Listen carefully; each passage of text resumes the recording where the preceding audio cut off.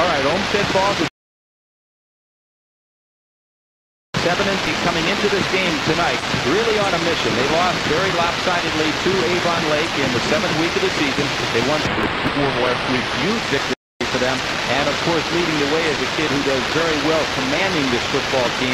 Very good passer and obviously a nice field general in Tim Mattis. Yeah, he's a good leader. Tim Mattis directed the Bulldogs to their first ever postseason appearance here tonight. 1,100 yards passing this season, although it's going to be tough to pass tonight with the rainy, windy conditions. 10 TDs, 4 interceptions, and hey, when he tucks it and runs, over 4 yards to carry for him. Tim Radigan, an excellent running back for the Olmsted Falls Bulldogs. 1,130 yards rushing this year, over 5 yards a carry. And we throw this cliche around in sports a lot, John, stepping up in the big game. Last week when they needed to beat North Olmsted, their rival, he took the ball 35 times for over 300 yards, and he scored 5 touchdowns. He is an outstanding running back, and his head coach, Jim Ryan, was mentioning that he had the best game of his life when he needed to, as you just alluded, and it was very evident last week in that very big victory to gain the playoff spot, to get revenge, hopefully, in their minds against Avon Lake Shoremen. Let's talk a little bit more about some of the other individuals on the football team. You have Stillman. He's an outstanding receiver, and Burkhart as well. Tyler Stillman, 23 catches this year, 354 yards, he had 4 touchdowns. He's a ball hawk, not only offensively, but defensively as well.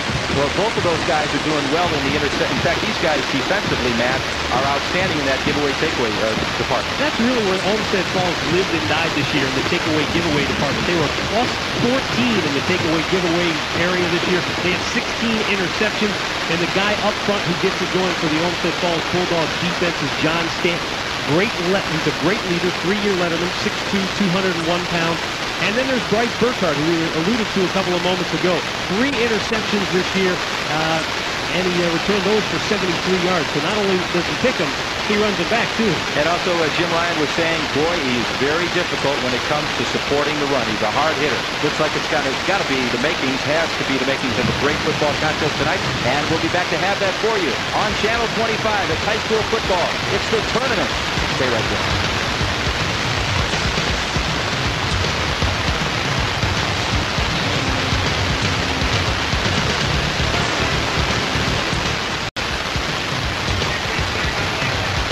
Welcome back to Lakewood Stadium. We're all set for this Division III. This is the first round of the playoffs. And it is, of course, Avon Lake there on the left side of your screen in the darker uniforms. And you saw the ball falling off of the tee. So hence the win here at Lakewood Stadium, Matt. And Olmsted Falls getting set to kick off. Now the situation was Avon Lake winning the toss, but really the situation is the wind in this football contest. And I think right now Avon Lake is going into the wrong direction in terms of fighting the wind. And so hence Olmsted Falls likes to be in the direction that they're going right now. Of course, Avon Lake will have their choice in the second half, and which time they will take the win in the second half. All right, here's the kick. The man in the middle is Sean Bristow, and it's going to be taken by Bristow, 42, right up the middle. Nice return to about the 35, rolling forward to about the 36-yard line. So as we take a look at some of the lineups for both of these football contest teams here, if you will. Here's your Avon Lake offense. The backfield, Petty's the QB with Nealon and Breeze, Jika, and Jackson, the men to throw to. And there's your offensive line. Callinger's an outstanding one. The man in the middle is Josh Henry. He anchors it all as they get set for the first play. It is 1st and 10. How about that for a surprise, Matt? They go to Jeff Breeze. He goes over the right side. He's got some big people to run behind as well, including Callinger and Matheson. And he gets a gain of about 3 or 4 yards to set up that second down situation for those guys. Oh, here's Olmsted Falls defensively. McSweeney, Stanton, Piazza, and Solomon, the men up front. There are your linebackers, some very good ones. And there's the secondary, Stillman, Burkhart. Those are ball hawks, and Tim Bush is a good one as well. The hit, very strong there on number 44. The hit was by Tim Radigan. The running back also seeing time at linebacker as he took the big lick on big number 44, Brian Nealon. Yeah, Brian Nealon looking for yardage off the right side of the offensive line, but Tim Radigan is just a very tough kid. He caused 1 fumble this season. He's a two-way performer. We talked about him in the open. He's a great running back, but he's just a hard-nosed kid all the way around. He will split time with Andy Post at the linebacker spot, rolling left and throwing to the outside, and not being able to hold on right there is Rick Struck, number 4. Just a bit on the difficult side. We're talking what is more difficult tonight, Matt. Is it the wind or is it just the aspect of the slippery ball? And you may have seen the latter right there. Well, that's a ball that really has to be caught. Matt Petty did an excellent job from a quarterbacking standpoint. He put the ball out there for his receiver to catch, put himself in a position possibly to get a first down. The receiver's got to come up with the ball.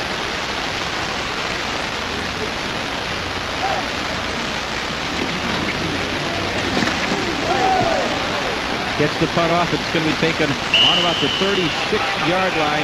That is Hardison with the reception, if you will, and they'll start things offensively for Olmsted Falls. And let's take a look at the offensive situation for Olmsted Falls. Mattis, the QB, with Radigan. Post is a good fullback. Burkhardt and Stillman, those are the guys they're going to throw to. Here is your offensive line. McCullum is the man in the middle, the center at number 71. He will run things for them, and incidentally, they may come out with a two tight end situation right here, and if they do, Tim Bush would be that second tight end. See if they can just run at him, only one wide receiver, double tight end, and see if they can power football against Avon Lake, and they're going to give it to Tim Radigan, and some people wrap him up, including number 57, and a good job defensively for the Avon Lake defense, and that was 87 was Aaron Weems in there, one of the first guys to do the job defensively. Here's the defensive line. Mackert's a good one. Weems, Phelan, Bristow, a real tough football player. Jika, Tilly, and Eisman, they are the defensive backs, the secondary for Avon Lake. Tells you a lot about the athletic ability of Aaron Weems when, as an outside linebacker, you can average 9.5 tackles a game. Let's see if he's got the speed to get to the outside. He is met first by Brian Jika. That was Tim Radigan once again. Last week he rushed the ball 35 times in that season-ending victory, at least the regular season that is, a 41-13 victory over North Olmsted, and picking up a yard or so on that play. He carried the football in all but 20 of their total offensive plays in the game. Ball is smack dab on top of the 40-yard line. It's third down, and it's 9 for Olmsted Falls. Burkhardt in motion. Looks like it may have been trapped, and is an incomplete pass there, intended for Stillman. Tyler Stillman has caught quite a few passes for Olmsted Falls so far this year. He's a two-way performer, and now he'll be a part of that punt coverage team. Well, he was close to the first down, too. Nice little curl route. He was open. Mattis may be struggling a little bit with the wind. The slippery ball underthrew him. Mattis is also the punter. Had a pretty good rush, and he gets it away, and you can see the difference in punting with the wind right there. And a fair catch is called for by Brian Jika, and they're going to take over deep in their own territory. There is no score. It is the first quarter. With about 9:05 to go here in the first quarter, John Telich and Matt Underwood along with you here on Channel 25. As we continue along with our high school football coverage, we have games in Division III, of course, tonight. We're looking forward to doing the game next week and the week after that as well, as teams continue on the tournament trail.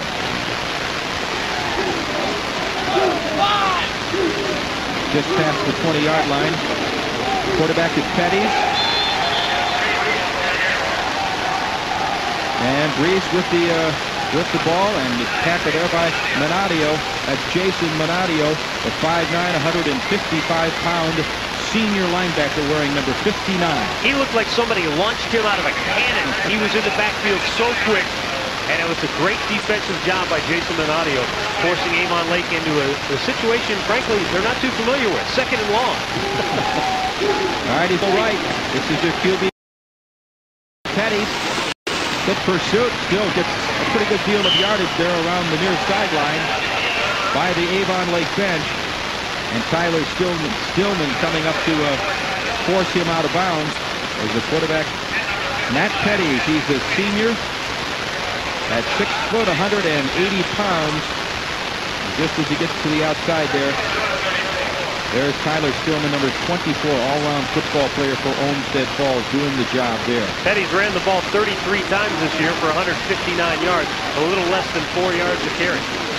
First down situation, and Jeff Breeze, and that's it that meets him.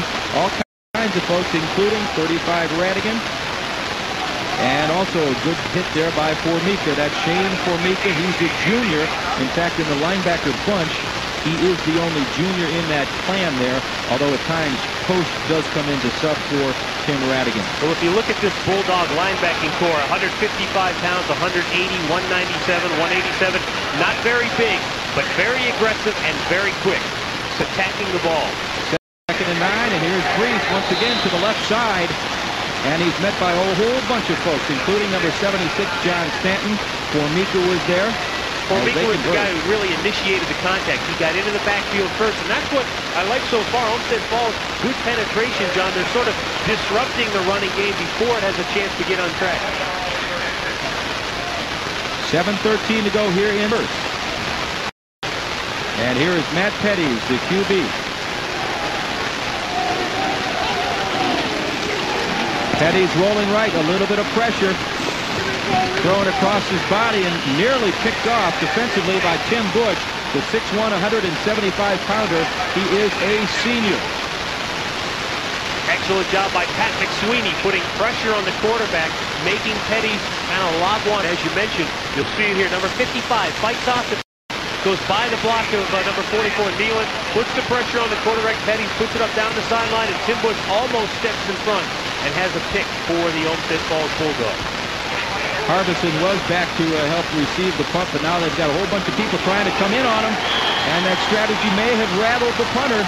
And look what it does. It turns the ball over, and Olmsted Falls is going to have a great opportunity to do something with the football right now. Very difficult time there for Brian Paclone to grab the football and to try to punt it.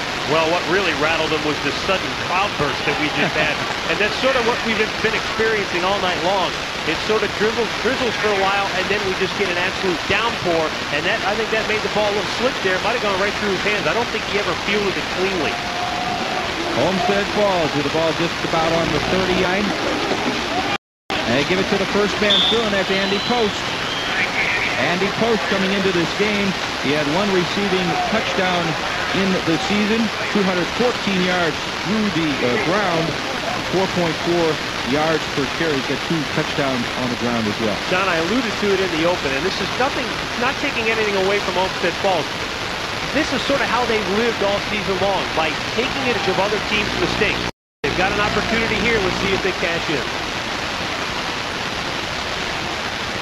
Quarterback is Tim Mattis, and there's the other Tim Radigan, showing that bulldozing ability, Matt, as he bounces off the initial tackler and then gets some more yardage for them. Tim Radigan is one of those guys who doesn't look like a whole lot. When you go out and maybe watch him on the practice, you take a look at this guy and you think, he doesn't look like much.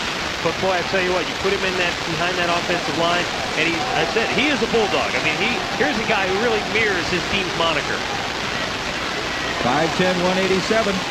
And right there, Mattis is just met by a whole bunch of shoremen, including 79, Josh Shanker, who's coming into this game at 8 sacks on the season, 3 block shots. He's just found defensive lineman for Avon Lake. You see Mattis head down the line.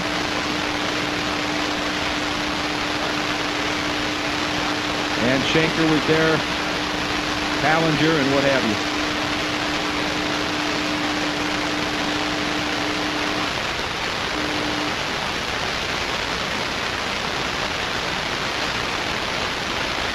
Tim Mattis, the QB.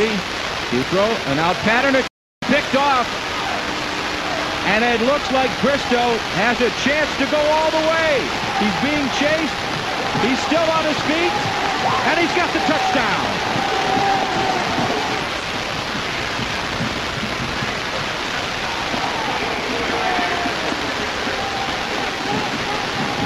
That was Sean Bristow. Quick out pass, and boy, did he read that beautifully, Matt. 82 yards on the interception return for a touchdown by Bristow. Again, it's a situation where Mattis wants the quick out. Unfortunately, he never took his eyes off his primary receiver. Bristow simply read the QB's eyes, stepped in front, and then he just avoided a couple of tackles down the stretch, putting Avon Lake on the board. Mattis trying to get him. Radigan. Well, right now they're up by nothing count. Here's your extra point try. And it is now 7-0. 4:37 to go, Matt, here in the first quarter of play. And Avon Lake, who won 35-7 in the regular season in Week 7 against the Olmsted Falls Bulldogs, draws first play. It's a situation where the Bulldogs had an opportunity to take advantage of a mistake that was made by Avon Lake and not being able to get the punt off. They get into a fourth down situation. They make a mistake. It turns into an Avon Lake touchdown. Avon Lake is really used to jumping on the opponents in the early going of football games. They outscored their opponents this year in the first half by a collective margin of 191-38. So Olmsted Falls is going to get another crack at it right now, and as you can tell, the rain still continues to fall. At points, it's just stopped altogether, but at the moment, as you look at that outstanding high school marching band doing their thing in the stands right now, there you can see a good shot from our wide camera there of how the rain is coming down in sheets here at Lakewood Stadium. Footing's very good. It's outstanding, actually, as it always is here at Lakewood Stadium.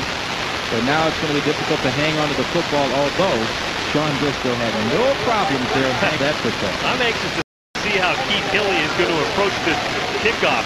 If he's going to try to scoop it down the field, that'll get that ball good and lathered up, make it really hard for somebody to try and pick up. Or if he'll try to kick it deep. If he elects to try and kick it up into the air, he's kicking dead into the wind. He's a 6'4", 175-pound junior. And he puts it up into the air.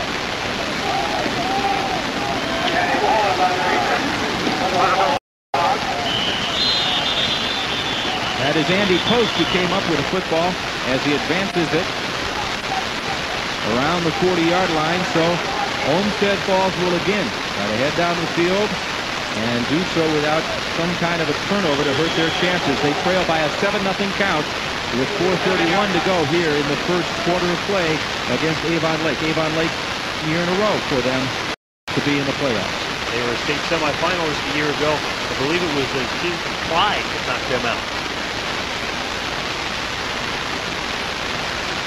Forgot to get the tee there. Youngster does the duties. And here comes the Olmsted Falls Bulldogs. That's Tyler Stillman, 24, right in front of your camera. And it's with a lot of folks knocking him around.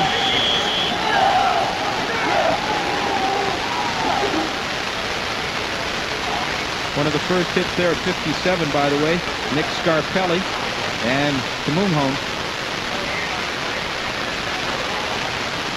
Options are always tough to run for a quarterback, especially in this defense right now, sort of sitting back and waiting for Mattis to cut up the field. Option works ideally when a defense over-pursues and they over-penetrate.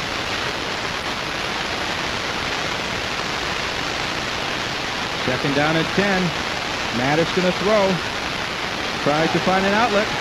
Gives it a bit of air, but just over the hands of the intended receiver. And it looked like Harbison there, number 16. Just a bit on the incomplete side. Good drop. Steps up into the pocket nicely with the pressure on, and he airs it out. Puts it out there, too. That's a good job by quarterback, only where your guy can get the football. No chance of an interception this year. Tim Mattis has really been a smart quarterback all season long. He only threw 4 interceptions through 10 games before that pass he threw a couple of moments ago that resulted in an Avon Lake touchdown. Hilly was there for the coverage for Avon Lake. Pretty apparent what happened right there, Matt. So the referees will do their duties.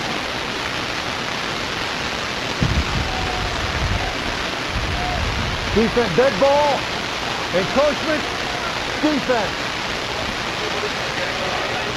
So the men in stripes getting a bit on the busy side right now. There's your referee.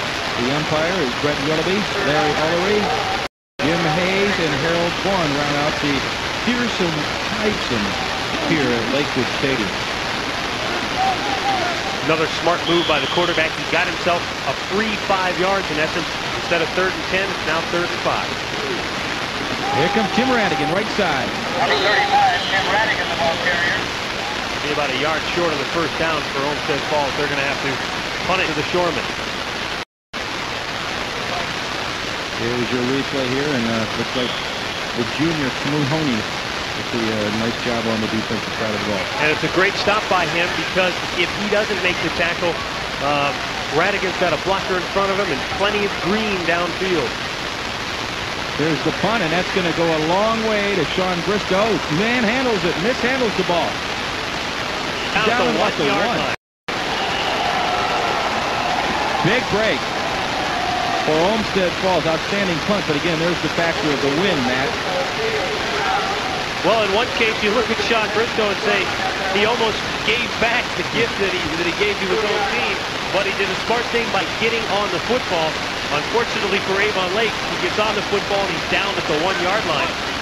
And with the wind in your face, that really puts your offense in a precarious position right now. Once those knees hit, that's history. So there's a look at how the wind has been knocking the flag around in the football as well. They have the ball in their own end zone, but Breeze gives them a little bit of comfort as he bangs it over the 5 yard line out to about the 8. And that will give them just a little bit more breathing room. The Avon Lake offense. That's where Breeze is such a good running back, John. Olmsted Falls had a shot at him at the line of scrimmage. He bounced off that tackle, pulled a couple of guys with him forward, picked up, give him almost 6 yards on the carry. That's what they average as a team, a little more than 6 yards a carry. 6 it is. It's 2nd and 4, and once again, Breeze with some very good yardage coming out over the middle. He's going to be tackled there by number 44, Bryce Burkhardt. Again, we're talking about his ability to come up and support the run, and that was an instance right there for Burkhardt. He's a good ball hawk defensively, but also plays the run very solidly. And a huge hole up front by that Avon Lake offensive line. Josh Henry, the center, and Ryan Pallinger, the guard, Nick Scarpelli, another guard. I mean, they really opened it up front. Some big numbers for Jeff Breeze. There he is with the football again, left side. Very quick burst over the left tackle. Running right behind Josh Schenker, Matheson, Pallinger, Scarpelli, and Josh Henry. You saw there a moment ago, Jeff Breeze, 36 rushing TDs. He had 38 on the season. His team only had 50. I mean, this guy is an end zone man. He scored 12 more TDs and scored 59 more points than anyone else in Northeastern Ohio. It's 2nd and 5, and Petty's with the ball, but he's got some room. He's heading towards the sidelines. He's still on his feet. He's to the 40, 30, give and chase, 20, down on the 13-yard line. Matt Petty. And it looks like Tim Bush was the man who saved the touchdown. And Shane Formica is just sick to his stomach right now, because watch him come flying. Well, you're not going to see it there. He came flying into the backfield, had a shot at Petty, couldn't bring him down. It ends up in a huge gain for Avon Lake. Watch Petty go flying in right there, missed the tackle, opens it up. Petty gets outside contained, down the sideline. And now Avon Lake 1st and 10 inside the 15. 64-yard run. Breeze once again up the middle, following his lead blockers, heading towards Pater. Donadio, one of the guys there to stop him. 30 seconds left in the first quarter, John. Even though, yes, there's a ton of football left to be played, critical time right now for the Olmsted Falls defense. Have to hold them to at least a field goal here. Ball is on the 12. And Jeff Breeze has it. Quite through a few folks to get down to about the 6-yard line. And that will just about do it here for the first quarter of play, as Avon Lake has the lead, and they have the football. And that will do it. Avon Lake Shoreman leading by a 7-0 count over Olmsted Falls. Avon Lake 9-1. Heading into this contest in Olmsted Falls 7-3 as we continue on with our coverage. Channel 25 High School Football Playoff.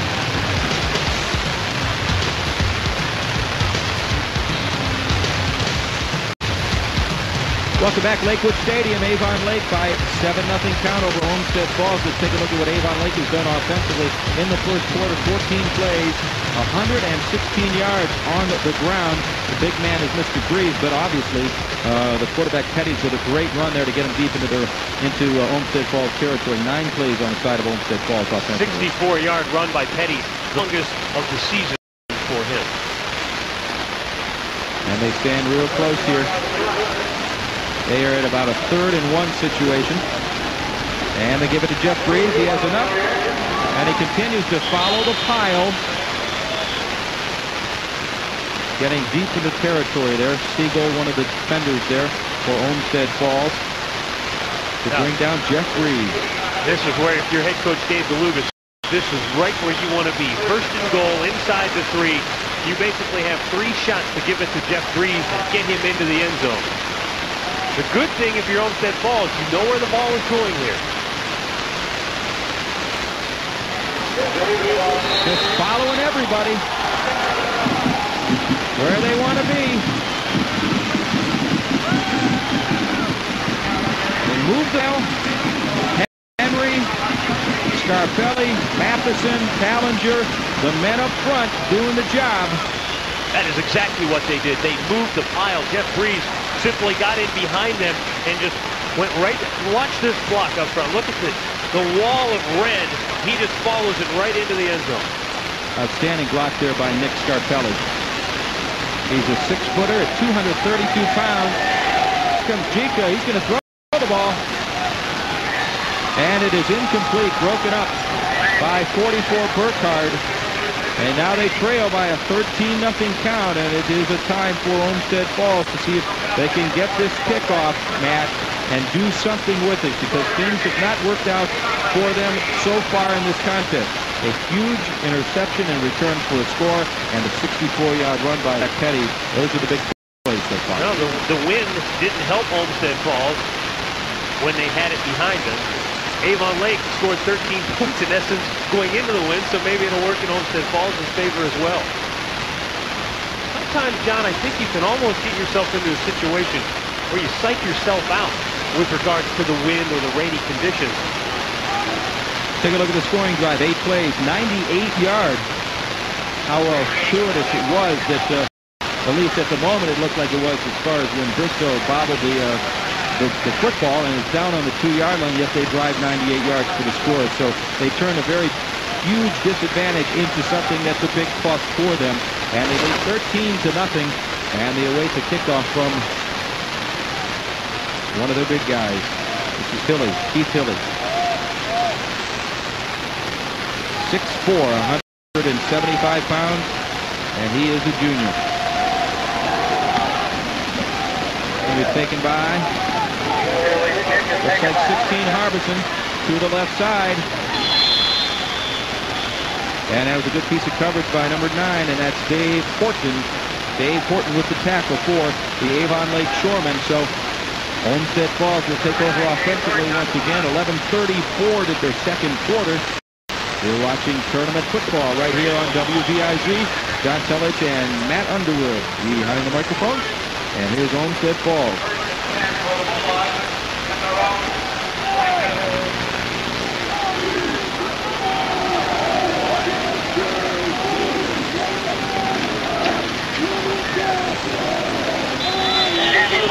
Andy Post with the foot going right behind center.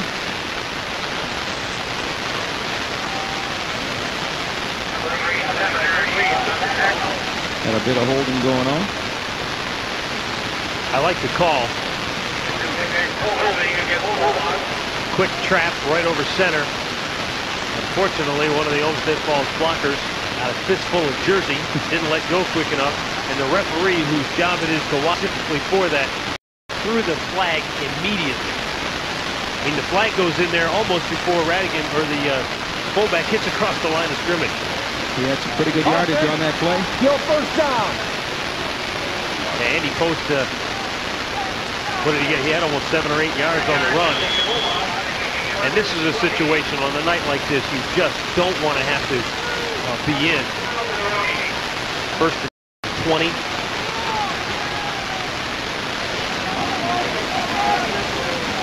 He's got the eye behind him. That's Stillman. He's in motion to the far side. And he's going to throw. Over the right side, it's caught.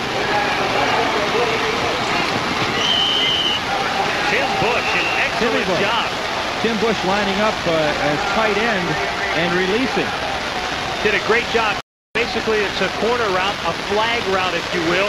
Mattis, good play action fake, sets up nice strong throw, hits Bush in stride. The young man gathers it in, heads up field, and it's a huge first down. So really maybe they do need to be in 1st and 20 more often. Brian Jika was there defensively for Avon Lake Shoreman. It is 1st and 10, right about at midfield.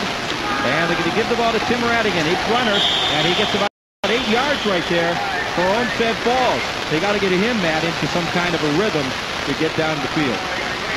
Well, certainly when you hit a big pass play, sometimes that'll open up your running game almost immediately. Good lead block right there by number 19, Andy Post, opens up the hole, and Tim Radigan rifles his way through it. He averaged 5.7 yards per carry this year. Head coach Jim Ryan of Olmsted Falls told us before the game, must run the ball well tonight to win. And there's the Shoreman coaching staff. They give it to the first man through, Andy Post. It takes Keith Hilly. It takes Sean Briscoe and a few others to bring him down. A nice piece of running. They're hitting him with the quick stuff now. 12-yard gain on that play, and although they ran this a couple of moments ago, different look on the play, but they did give it to Andy Post a couple plays ago.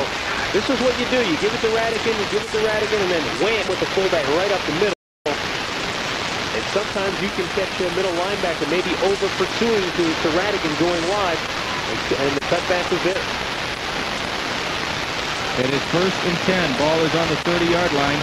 And this is Stillman in motion, coming right at you, ladies and gentlemen. Tim Mattis, the QB. Some pressure and nowhere to go. Nowhere to go. Well, they just overwhelmed him. Looked like Scarpelli among those. Yeah, Scarpelli grabbing around the waist and wrestling them down. Nick Scarpelli. Well, the guy who really makes it happen for Avon Lake is Rick Strock. He comes off the corner with the blitz, and that forces Tim Mattis to have to cut it up. Well, when he cuts it up, he goes right into the teeth of the Avon Lake defense. Quarterback is Tim Mattis. This is Burkhart, 44, in motion towards us. And it looked like Scarpelli just beat everybody to the football. Look at that job that he did defensively for Avon Lake. Look how quick he was. He beat Tim Mattis to the football. I mean, look at that. Tim Mattis gets one step away from the center, and Scarpelli is right on his hide, collars him, puts him down, and it's 3rd long for Olmsted Falls. A very promising drive right now in the last couple of plays. Not looking so good for Olmsted Falls as the defense of the Shoreman, and there's head coach DeLugas and company. And they've got their charges really charged up at this moment. They don't want Olmsted Falls to move towards his touchdown. Here comes Andy Post. Hit hard by 44, Nealon. There's going to be about 7 yards of first down. Once again, a 4th down situation. You really can't punt. You're too close for that. In these conditions, you don't want to try a field goal, so they're going to go for it. Question is, John, what do you do in terms of play selection here? Yeah, you say immediately, well, it's a passing situation, but at the same time, the way they've been hitting with the fullback and with Radigan, they might try a run, but I got a feeling in a wet and windy condition, Jim Ryan coming out to talk it over with the quarterback, they will go to the air here. Such a daunting proposition that they are taking the timeout to check it out to make sure they have everything right. Right now, Post with 3 carries, 24 yards. Radigan with 5 for 15, so they really don't have him on track as of yet. And Mattis has carried the ball 4 times, hasn't really had much success in that regard. In the passing department, Mattis 1 of 3, 33 yards. Of course, a very costly interception. Sean Briscoe for them. And of course, the 1 reception was the 33-yarder by Tim Bush. Anytime in a situation like this, as a player, when you know you're on a long drive, you got a 4th down, and the coach calls timeout, comes out onto the field, wants to talk it over, you know this is very, very important. So that the players right now know how vital it is right here to get the first down to keep this drive alive.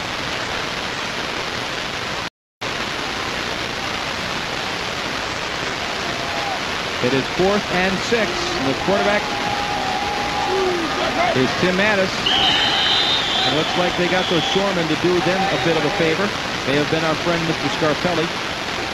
And that's just a situation where, as a defensive line coach, you preach to your players every single day. Watch the football. You don't go on the sound. You go into the football. There's a case there where guys got a little over anxious.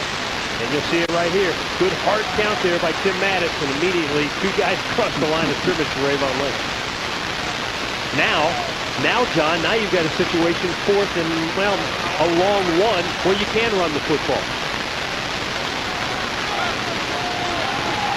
Everybody's bunched up front here.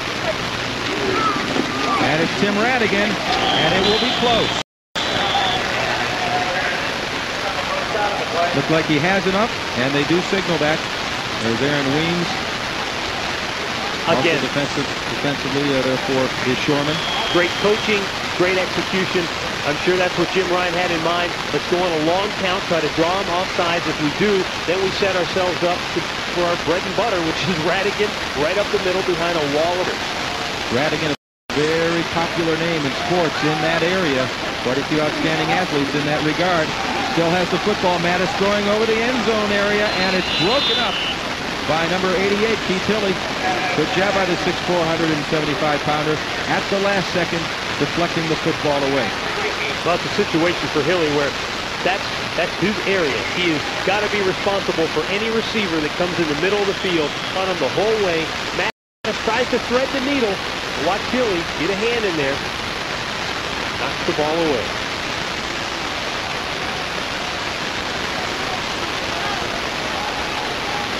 Second and 10.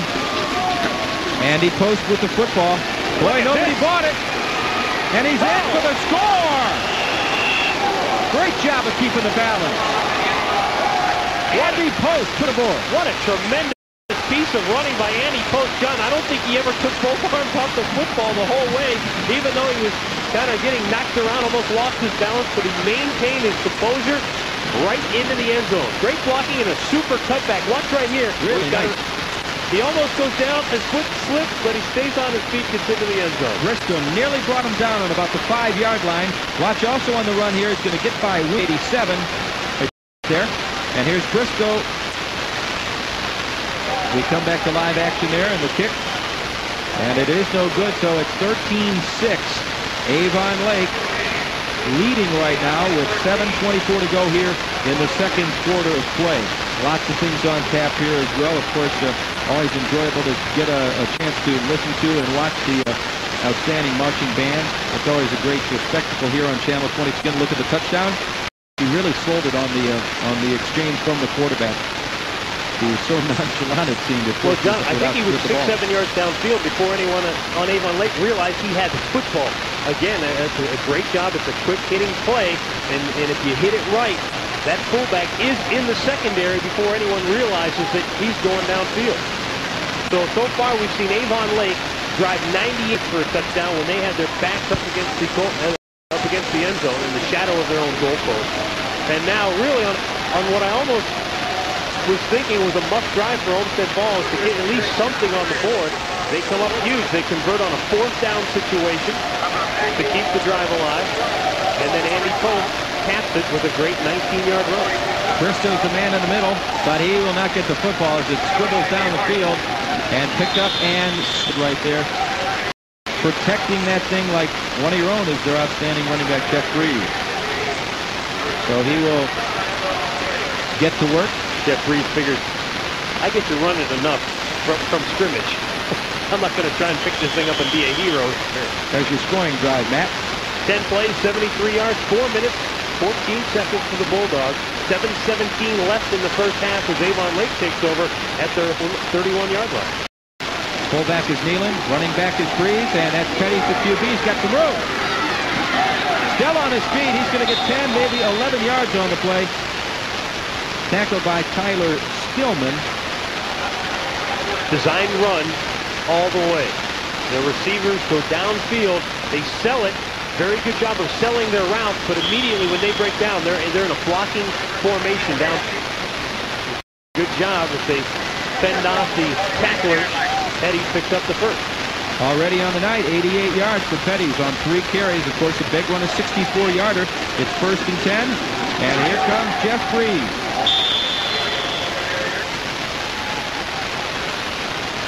All kinds of folks there, including Formica, Shane Formica, who's a junior at 5'10", 180 pounds. He's caused 3 fumbles this year. He's recovered 2 others, so very active as a linebacker for the Olmsted Falls defense, averaging on defense about 11 points per contest this year. The rain coming down quite a bit here at Lakewood Stadium. Jeff Breeze diving over the top and being met by Andy Post. Does share some of those linebacking duties with the senior Tim Radigan, the outstanding running back as well. Jeff Breeze vaulting over the line and being brought down to the artificial surface here at Lakewood Stadium by Andy Post. And here's what Breeze is up to: 13 carries, 49 yards so far on the evening. 3rd down and a long 4. Jeff Breeze. Very close to the 1st down marker there as the clock continues to move along. At 5:36 to go here in the 2nd quarter. We're at Lakewood Stadium. It's 13-6. Avon Lake on top of the Olmsted Falls Bulldogs. Bulldogs in the playoffs for the first time, and they are trying to avenge a 35-7 loss to the Shoremen early. And they are short. It's going to be 4th down and inches just on the other side of the 50-yard line. And head coach Dave DeLugas, we've now experienced torrential rain, is going to go for it. Right up the middle. Plenty for Mr. Breeze. Jeff Breeze going right up the gut. Going right behind Josh Henry, Scarpelli, Pallinger, Matheson, Shanker. Very good offensive line. And basically at this point, whether you're wearing those Tactify gloves or not, hold on to the football here. Very, very slippery, especially as the rains come down extremely hard. There's not a dry part on your body yet. Jeff Breeze once again carrying the load for the Shoremen. And John, I also think it's very important for both of these teams in a game like this, when you've got inclement weather, to have 2 running backs who have picked football as many times as these 2 guys have. They know how to get it done. They know how to protect it. You're not going to see these 2 guys cough it up unless somebody reaches in there and pries it loose. 2nd down, 8. Big initial hit. Celebrating the solid hit is Jamie Piazza. Nice piece of defense by him. They hit him hard with the shoulder, and that's concern of the coaching staff of Olmsted Falls. He's had somewhat of a tender shoulder, so at times they'll spell him with Chris Barr, number 74. But a big hit there by the senior at 5'7", 190 pounds. A little on the light side there for the defensive line, but boy, he's active. A nice play by him as he does the job defensively. 3rd and 7. And Petty's better look out from behind. It's knocked. He was knocked as he threw. It looked like it was Tim Radigan who got him, the running back and the linebacker, if you will, doing double duty tonight for the Olmsted Falls Bulldogs. That's one of the advantages to having your top running back as an outside linebacker. He's very quick off the corner. This is a blitz all the way. Anytime there's a rollout, the linebacker away from the play has one responsibility: make a beeline for the quarterback. He did that. And now he's got flags on the play. Referee confirming a bit there with the Olmsted Falls Bulldogs talking to Bryce Burkhardt there, number 44. Give us the situation. Holding. Offense. Still 3rd down. Sort of an interesting situation there where Jim Ryan elects to take the penalty rather than to force him immediately into a punting situation, figuring that if they can hold him here, it's 10 yards they want. Exactly. And hey, John, right now, the rain is coming down, and Avon Lake's already had trouble getting 1 punt away. That's not a sure thing at this point. Great job by our camera crew out there tonight. 3:52 to go, 2nd quarter. Jeff Breeze not in the game right now. More of a spread formation for the Shoremen. Okay, and that's Chica in motion, number 83. He's going to throw to the outside, and he could not hang on. That's Sean Bristow. Minotti there defensively, number 59, but Bristow unable to hold on to the football. Well, Minadio was trying to recreate the play that Briscoe made earlier in the game where he stepped in front, picked off the pass, and ran it back for a touchdown. Minadio got in there, did break it up, unable to make the pick. They got a whole bunch of yardage to go here on 4th down. 4th and 15. That's the ball away. He gets it off. They're going to let it bounce, and it does go into the end zone, so Olmsted Falls takes over with a lot of time, Matt. 3:40 to go here, second quarter. Now they have the opportunity to mount another long scoring drive, but one that could bring them real tight in this game. And it's a situation where you want to be cautious. You don't want to be careless in throwing the football away in a situation like that. So those are some of the obstacles that they face. A lot of the folks with those creative umbrellas here at Lakewood Stadium. Folks here at Lakewood always great in hosting us. We appreciate it much. And there's Tim Radigan brought down rather quickly by Aaron Weems. Aaron Weems is the senior. He's got great speed at 4 in the 40. 6'3", 206. Real tough package. He has 2 forced fumbles this year and 9 tackles per contest. Outstanding student at 3.2 GPA. And 2 forced fumbles on the season as well. Aaron Weems, 2-way performance. I remember last year in a critical game for Avon Lake against North Olmsted. The Eagles had scored. They were going for 2 to try and tie it up, and Weems intercepted the pass in the end zone to kill that and end the football game. There's Tim Radigan. Oh, post fumble. And it's swallowed up by 72, Matheson. That is 72, Matheson of Avon Lake. Big turnover. That ball was literally swatted out of his arms. If we get another look at it, you'll see what I'm talking about. The Avon Lake tackler went up and literally whacked the ball right at number 19's hand. Matheson with the ball right now. It's gone right there. Down on the ground, and it was recovered by 72. You'll see him dive. Comes right to him. And it's his football. And here comes Breeze. Right up the middle. Boy, this is a key turnover in this football game. So the workhorse continues to do his job. We move on down the field. Ben Rogers there. Nice lead block, number 39 for the Avon Lake Shoremen. Second down and 1. He got a big chunk on that first play. Follows his blockers. He's going to have it up for the first down. Going to be first and goal at the 6 for Avon Lake.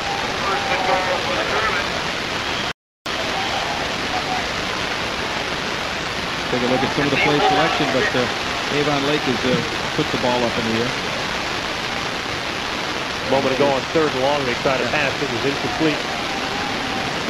Rain continues to move along here. Jeff Breeze once again getting close to scoring territory there. Number 52, Siegel there. Bush there defensively as well. Breeze now with 20 carries. Talk about the workhorses. Already 20 carries, 77 yards. The rain is really coming down in torrents at this moment. Still got a stiff breeze heading from the south. Minute 29 to go. The pitch to Breeze follows a whole bunch of folks, and it looks like he's got it for the count.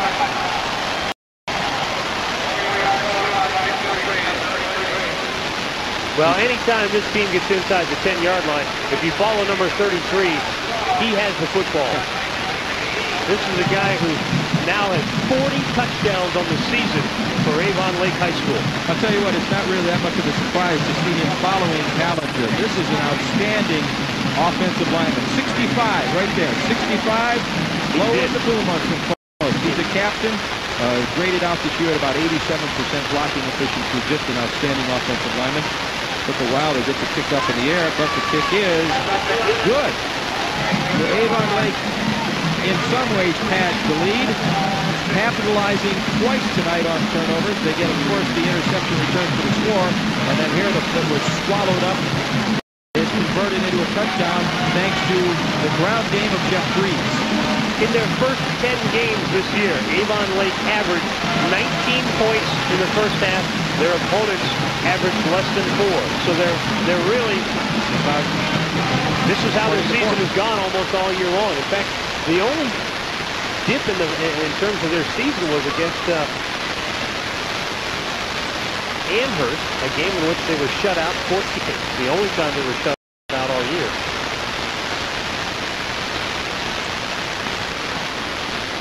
And we encourage you to stay tuned after tonight's game, and we'll bring you the Olmsted Falls High School Marching Band and the Avon Lake High School Marching Band. So don't miss this great show at the conclusion of tonight's game. Well, here in the press box, we need windshield wipers and a defog. Not that long of a scoring drive. 4 plays, 19 yards. And it only took a minute 35. We have a minute 20 to go here in the second quarter. And here's the kick.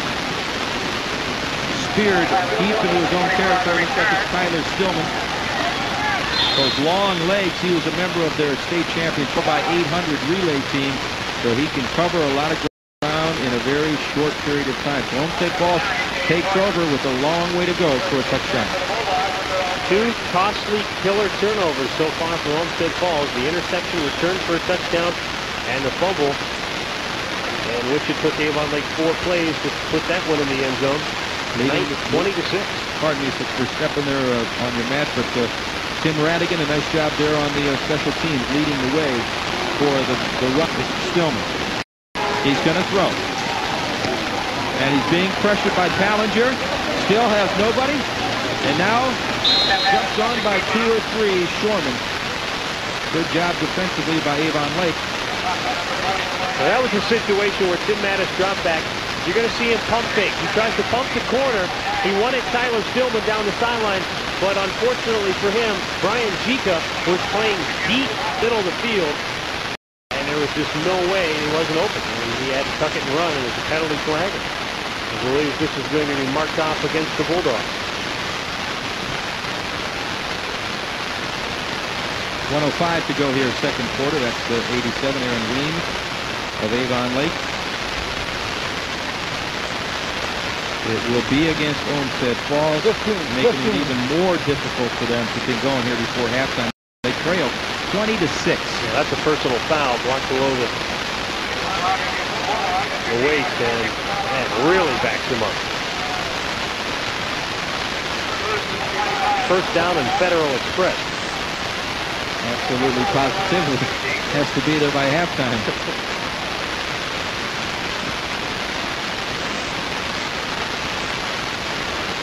Tim Radigan deep back. Andy Post is right behind the quarterback, Tim Mattis. Mattis, one of the captains on the team. Harbison in motion right now. And they give to the first man through, Andy Post. He hangs on this time for the football. As the clock moves until, and now they're calling the timeout. Avon Lake is calling the timeout. Take a look at the replay here. Not much on the inside, so he tries to bounce it out, and really not much there as well. Josh Schenker there with the play. He's got 8 sacks on the season, 3 blocked passes. He's recovered 2 fumbles. Looks like Ryan Callinger is the man down. He's number 65, and he's that outstanding. Defensive lineman, offensive lineman. Yeah, losing him would be big. He's a key element on this Avon Lake football team, not only offensively, but defensively. Interesting to note, Andy Post with 6 carries already tonight. The guy had less than 50 carries for the entire season, so he averaged less than 5 carries a game, and already tonight, 6 carries, 44 yards, he does have a touchdown. Tim Radigan, 7 carries for just 19 yards. So Avon Lake has done what they wanted to do, and that was try and take Radigan out. But they've been unable really to stop Post so far, except in which they forced the fumble.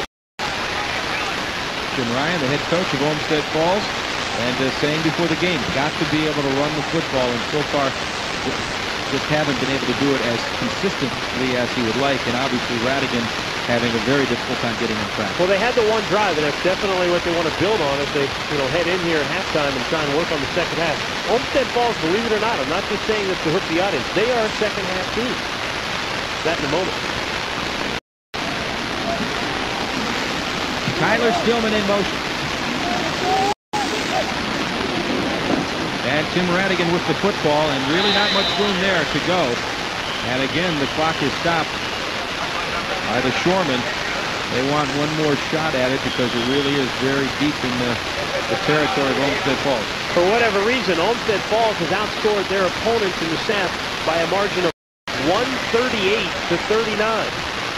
And defensively, they've only allowed one touchdown in the third quarter all season long. So these two teams are almost like mirror images of each other, except Avon Lake's a fast starter. Olmsted Falls is more of a slow starter. They really get revved up in the second half. We'll have to see if that plays out again here tonight. So head coach Jim Ryan will have a lot of talking to do at halftime to his team, the Olmsted Falls Bulldogs. You see some of the footwear here, and I believe that's also Pallinger walking a little bit tenderly there on the sideline. I'm sure he'll be back in the game. He's an outstanding football player. 6 foot, 220 pounds, third in the state, by the way, in wrestling. And one of the strongest kids on the team, benches about 320. So they run behind him, will try to run at him, and don't have much success. He can play football very well. Here's the third down conversion, and as you can see, if they make a first down right here, they will have a first for the game. Neither team has had success in that category.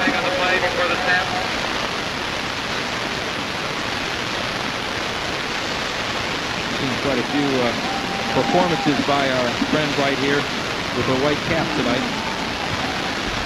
Illegal signal.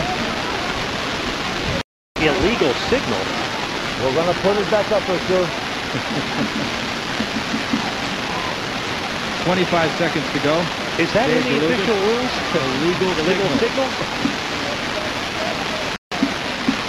There's a man who's done an outstanding. 5-yard penalty. Here's the explanation. Boy, He's at a loss. He's at a loss for words. He's doing the Jerry Mark. Nathan wrong. That's what he's trying to say. Don't tell him more than you have to, I think, is what if you're the referee. I'll tell you, put a microphone in his hands and he's a dangerous man, huh? Once again, 25 seconds to go. He's conferring with DeLugas and company. Now, here, you just put this on and you talk to him. You must be talking to, obviously, the folks upstairs. Well, we lost a second off the play clock, and I think that's what saved DeLugas. One of the officials up here in the press box helping to put the game on, if you will. He's from the Lakewood Board of Security. You can see in the top of your screen right there. He was just on the headset there talking to the official and said put 6 seconds on the clock, I believe. I think 1 second. There were 26 seconds in. So there should be 26. Yeah. Now they have it. And it's still not real clear on the penalty. You were alluding earlier about the penalty situation. Seems like there's been more than that, to be honest with you. 26 seconds to go here. 20-6. Avon Lake in the lead. Tim Mattis, the quarterback of Olmsted Falls, to straight away to Andy Post. Hanging on for dear life. Number 73, Camus. I've always been goofing up this young man's name. Kumuhoni, that's Chris Kumuhoni, 5'10", 260-pounder. And that matters. Critical situation right here for Olmsted Falls. 4th down. The punter is going to basically be standing out his own goal line. And you really need to get a good punt away here, even though you're punting into the wind. And the conditions are less than ideal, to say the least. Can't afford any mistakes right here, because if you have a bad snap or a fumbled snap by the punter, you basically just gave Avon like 6 more points. 21 seconds left here in the first half.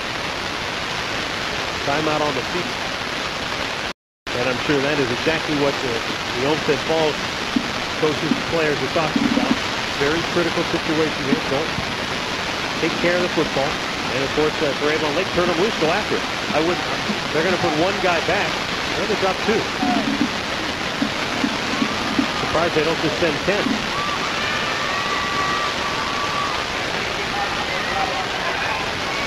Standing on about his own 2.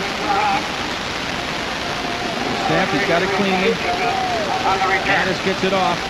It's a squiver on down at about the, I'd say about the 33-yard line. So Avon Lake has 12 seconds to play with. And where one would assume it would be breeze, we shall see if it is. 18 yards on that punt right there. Good situation for Avon Lake right now because you have the wind at your back. You can literally just drop back, heave one up to the end zone, get a little help from the wind.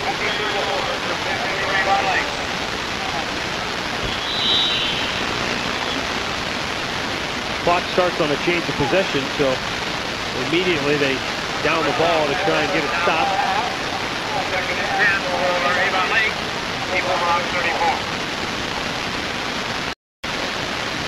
11 seconds. They might be able to get 2 plays if they can get the ball away quickly here. Sure, this is the case all over northern Ohio. A lot of soggy football stadiums. A lot of drenched fans and players. And right now it's 20-6. Avon Lake over Olmsted Falls here in the second quarter of play. Could be worse. Could be snow. That'll be tomorrow. Matt Petty's right over the middle, almost intercepted by Tim Bush, number 29. Tim Bush got a hand on it. Unable to bring it in. He's caused a couple of fumbles so far this year. He had that nice catch and run earlier in the game and nearly a pick right there over the middle. 7 ticks left here on the clock in the second quarter. The lone back is Nealon. Going deep. And picked off by Stillman, who's done that quite a bit this year, and that should end the first half. Oh my goodness. It's a touchdown for Avon Lake. The ball was fumbled by Stillman. I think the players thought Stillman was down by contact, and we'll have to take another look. The ball was loose. Avon Lake picked it up and in for a touchdown. Everyone sort of stopped thinking the play was dead. Now we've got some... No, they're going to give it to him. He's celebrating. That's Brian Jika, number 83 of Avon Lake. And we'll take a look at this once again, but you're right. Stillman's done it so often this year. Okay, he's got the ball. The ball was coming down. Ball's out before he hit the ground. And Tim Bush just kind of nonchalants it. And then here comes the opportunistic number 83. Brian Jika, touchdown. Wow. What an incredible turn of events for Jim Ryan. There he is out pleading his case. He is saying, didn't the whistle blow? You know, maybe that's the contention. Here we go with the situation that we've had in the NFL a few times. Maybe the whistle had blown. I couldn't tell if it did or did not. Maybe they had stopped. They thought the play had stopped. But it's clear on the replay that the ball was coming for his knees, did touch the ground. And a great piece of being right on the money for Brian Jika as he celebrates there.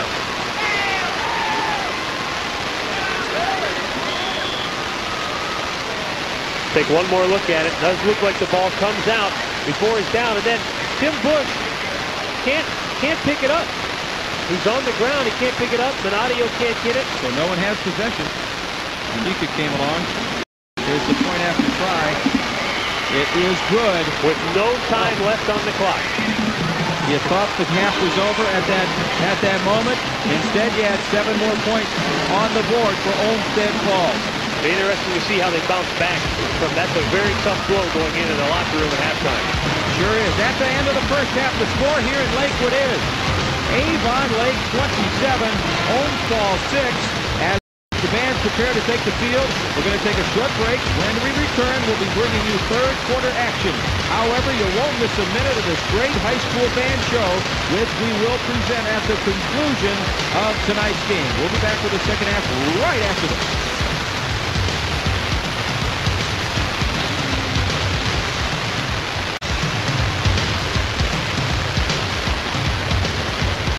Lakewood Stadium, Lakewood, Ohio. Channel 25's coverage of high school football. We are now in the playoffs, and we are in the first round, and there is the head coach and company of the Avon Lake Shoreman, Dave DeLugas. Everybody's soggy, but it's not so bad to be that soggy when you've piled up this kind of offensive situation when you're Avon Lake. Look what they've done, and one of the big things there to look at is that 3-1 incident of turnovers. Well, in a sense, John, you throw all those stats out because the 3 turnovers are the game. The interception return for a touchdown to put Avon Lake on the board initially. The fumble inside their own 20 that it took Avon Lake 4 plays to turn into another touchdown. And then right at the end of the first half, what looked to be an Olmsted Falls interception to thwart a scoring drive turned into a fumble. Lake picked it up. Brian Chica ran it into the end zone, and it's 27-6. Avon Lake at the head.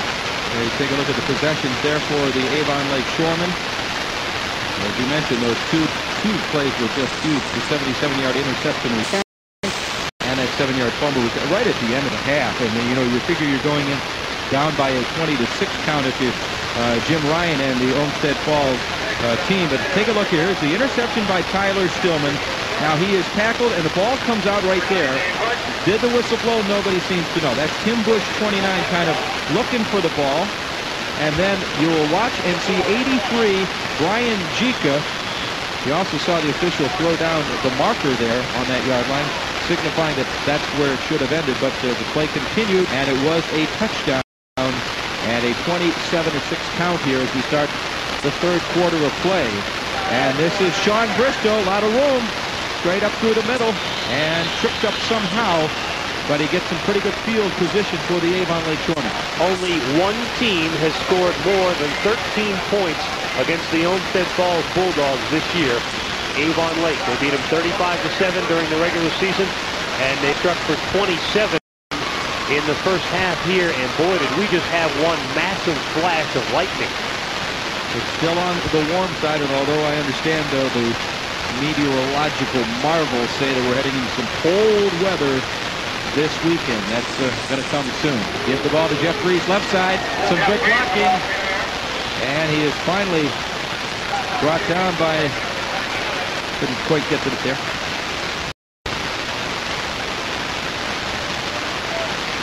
Be able to pick it up here on the replay, but there's Jeff Reese with the football.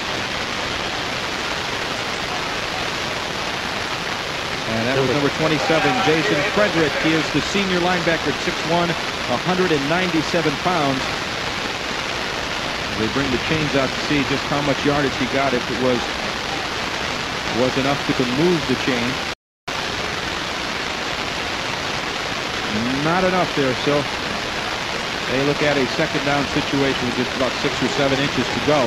Avon Lake on the move. They have the football. They have the lead, 27-6. Early in the third quarter here at Lakewood Stadium. It's Division III high school football, the first round of the playoffs. And Avon Lake with the football. Give to the big guy. That is Brian Nealon. He is met by 44, Bryce Burkhardt. He's the tough charging defensive back, along with the linebacker Shane Formica. Formica wearing number 15. He's caused 3 fumbles so far this season. And he almost causes another one right there. He does a nice job, and you're going to see more of that as we get into the second half. Formica tackling with one arm, trying to strip with the other. Olmsted Falls know they have to force some turnovers here in the second half. There's Jeff Reese. And Jeff Reese coming down to earth rather quickly. Like, boy, did he get his bell rung. In fact, he is still a bit dazed, but he hops up, hobbling somewhat. Wow, that was a serious lick he took from Jason Frederick and Shane Formica. A double team if there ever was one. Absolutely, a cold sandwich there, if you will. Reese at 23 carries, 94 yards. The quarterback Petty's at 88 yards on the ground. So they're doing an outstanding job moving the football. Here comes Reese. Cuts to the outside. 40, 30, sideline, knocked down on the 23-yard line. Josh Schenker, the big right tackle, absolutely opened up the biggest hole we've seen all night on the right side. Watch number 79 turn his man inside, opens up that huge hole. And then Jeff Breeze is off to the races. Tim Bush forces him out of bounds inside the 25-yard line. Great job up front. So Breeze, who's picked up 1,800 and some yards during the season, doing what he does best. He's over the 100-yard mark. He averages 188 per game. Here's Petty's rolling left side. Good job of running to the sideline right around the 10-yard marker, so he picks up about 10 on that play. That time, Shaker was on the left side of the offensive line doing the same thing. The big guys up front for Avon Lake are doing a tremendous job right now. Dominating the line of scrimmage. Good block downfield.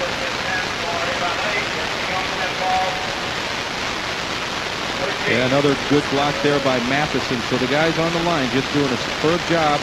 They have the ball. The clock is moving. They have. Here comes Breeze.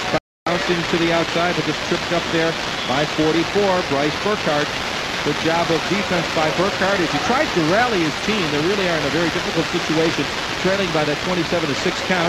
Here's Breeze hugging the football. Breeze is over 100 yards on the night, 123. He's now on his 25th carry of the night. So he is the workhorse, just like Radigan has been the workhorse for Olmsted Falls. But tonight, Rad is not getting many opportunities to run the football. Quarterback is Petty. Here's Jeff Breeze. They're going to go with what has brought them so far. And on that play, he gets knocked down by several of the Bulldogs of Olmsted Falls. For Mika, Bush, and also in on the tackle for Olmsted Falls is number 52, Sean Siegel. Things a bit down here at Lakewood Stadium. Obviously on the Olmsted Falls side of things, their team is trailing, and they see that Avon Lake has the ball 3rd and 5. And your quarterback is Petty. He's going to pitch a fumble. And the Bulldogs have it. Bryce Burkhardt. Burkhardt is fighting Ryan Callinger for the ball, but it is Burkhardt's ball, and it is Olmsted Falls football. So they have it, and now we'll see if they can turn a turnover into something positive, because they've been giving more than receiving so far tonight. Well, they certainly needed that right there, did the Bulldogs. They could not afford to go down by more than 21 points early in the 3rd quarter. Burkhardt scooping up the loose ball. Kind of a short pitch, and Breeze never got a handle. Actually, it was a perfect pitch.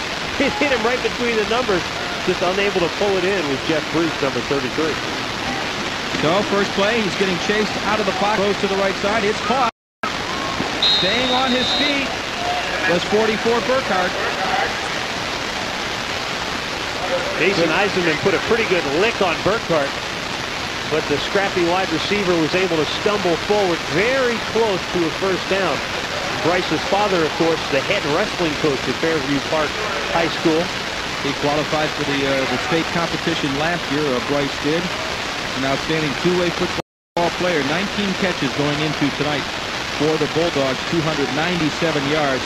He averaged 15 yards per reception. Here's the QB giving it to Tim Radigan, continuing to be patient, moving along, and knocked down by several of the shoremen. Finally, by Keith Hilly.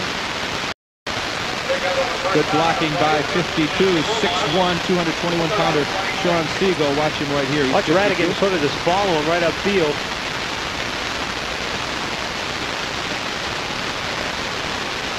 As you mentioned, John, throughout the telecast, Radigan, like Breeze. These guys, two running backs, are very much alike. Yep.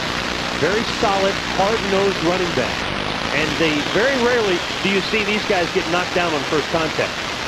Well, you alluded earlier in the broadcast how very the Olmsted Falls is in the 3rd quarter. They've given up, what, just 1 touchdown all year in this range. So this is the time to make the move. The conditions are somewhat better. It's not raining as much. The wind seems to have died down a little bit. And once again, I think it's the 3rd time tonight that Mattis has drawn Avon Lake offside.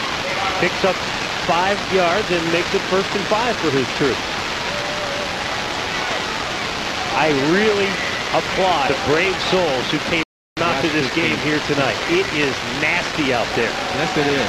I saw some fans come up here to the press box looking for refuge at halftime. And you, of course, being the cold-hearted man you are, you shut Get out of the here. door. Get out.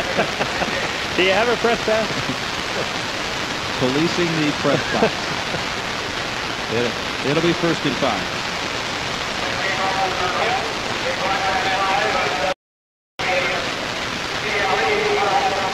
And once again, we encourage you to stay tuned after tonight's game. We'll bring you the Olmsted Falls High School Marching Band and the Avon Lake High School Marching Band. Don't miss this great show. It will be at the conclusion of tonight's game.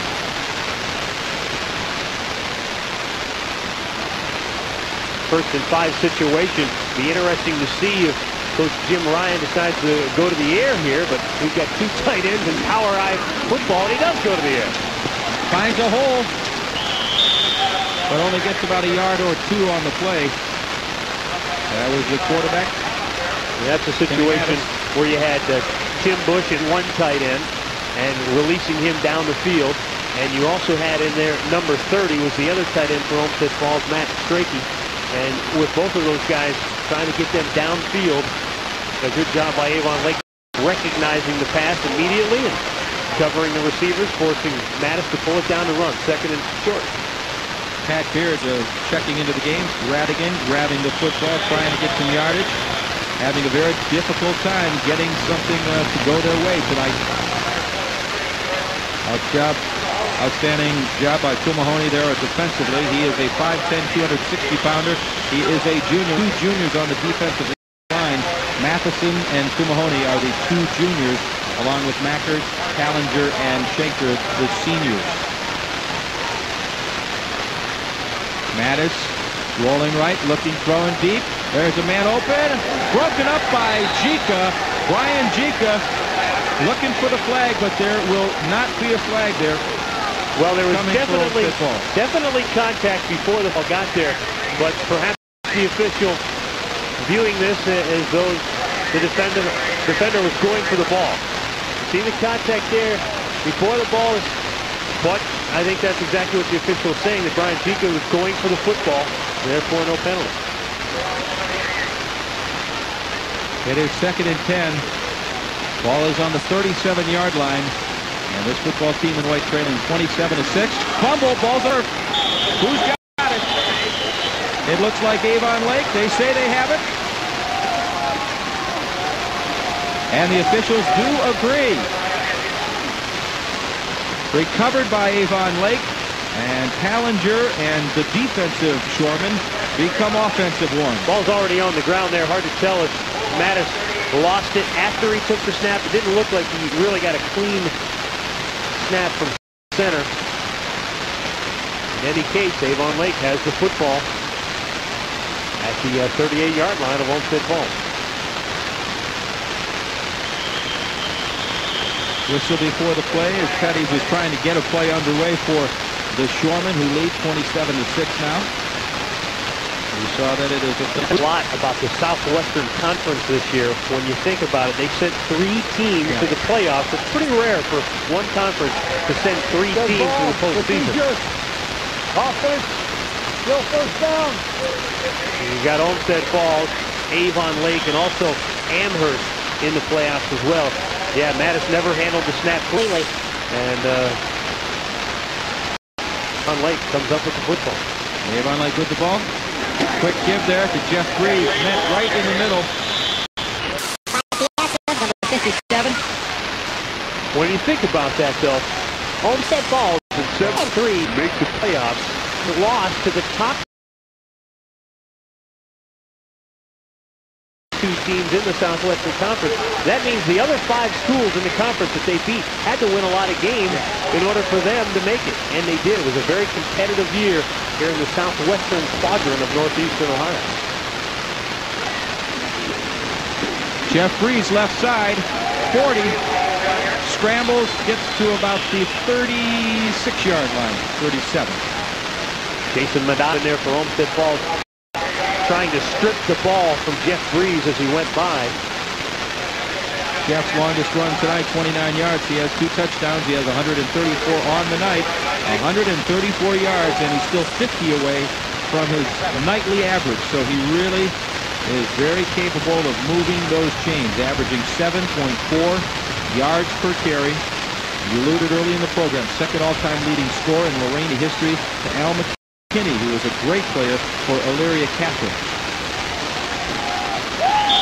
And they continue to give the ball inside. That time it was 42 Bristow. Sean Bristow, who had a touchdown, really set the tone here in terms of taking a turnover and making something out of it when he had that long interception return. So here's Bristow following his blockers. And even though, John, it was 3rd and long there, head coach Dave DeLugos of Avon Lake doesn't want to take any chances here. You're up 21 points. You'll be satisfied here on 4th down to go ahead and punt, try to pin Olmsted Falls back, make them have to go the length of the field to get on the board. Punt is underway and doing exactly what you had mentioned. Ball's going to die on about the 6-yard line. So the defensive shoremen do the job in terms of putting them deep in their own territory, and now Olmsted Falls gets the ball again, and Olmsted Falls has a long, long way to go. They have not been opportunistic.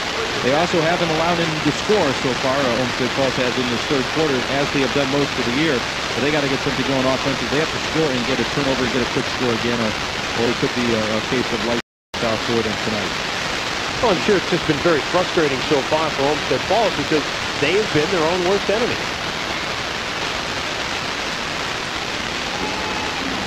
End zone pressure, throws over the middle, almost, it is intercepted by Bristow, and he is gone for a score. His second of the night. And things are broken open here at Lakewood Stadium. It was tipped, and Sean Bristow was right there for it. Great job by number 42, just playing center field. That's all he's doing. Mattis again, trying to get it in there, overshoots Tim Bush right into the arms of Bristow, and for the second time tonight, that young man is into the end zone. Once again, take a look at the throw here. Under pressure. It was tipped by Keith Tilley. Tilley got his hand on it, and Bristow gets another touchdown. The point after try is good.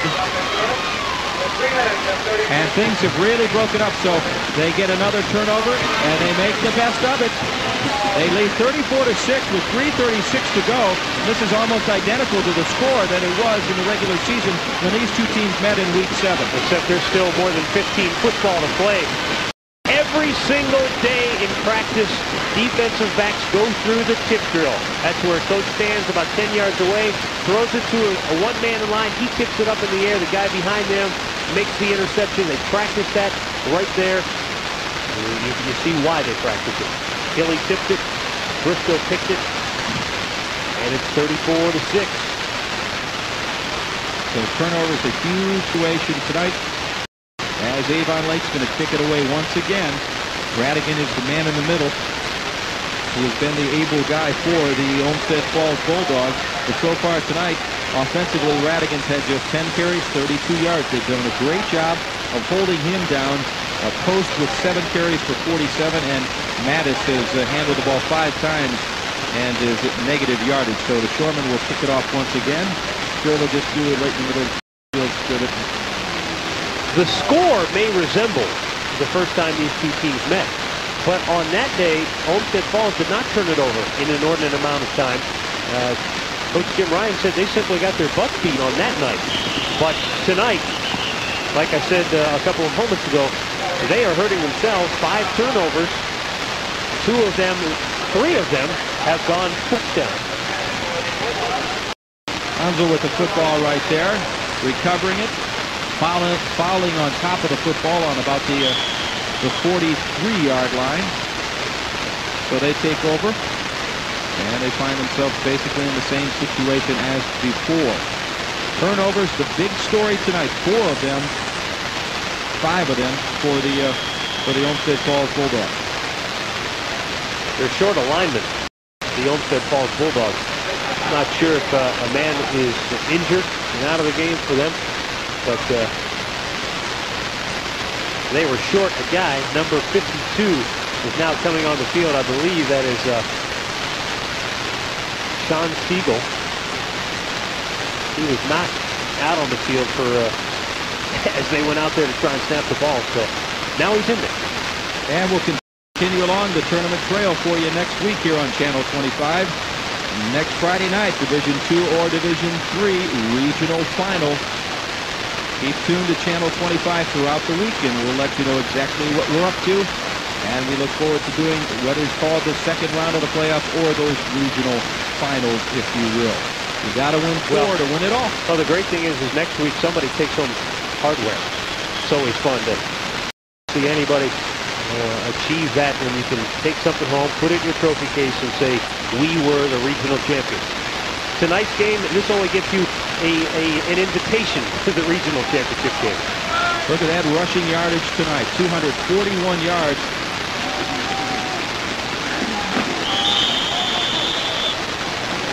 Not much running room for Olmsted Falls as Andy tries the middle, and Andy found just a whole bunch of shoremen. And again, we are just getting bombarded with rain right now. 3:02 to go here, third quarter, 34-6. Avon Lake in this one-sided affair here in the first round of the playoffs. It might take a week for some of those fans to get dried out over there. Second down and 10. Mattis is going to throw. He's being pressured by Nealon. Nealon's got him around the legs. He gets a lot of help, but it was a good job defensively by Nealon because he flushed him to that side, and Callinger was right there, and Mattis is a little bit banged up as he steps away from the play. Nealon ruins this play because it's supposed to be a quick pass, but as Mattis wanted to step up and throw, Nealon was blitzing right into his line of fire. He had to pull it down, try and find another place to throw. There one, he's hit, sacked for a loss.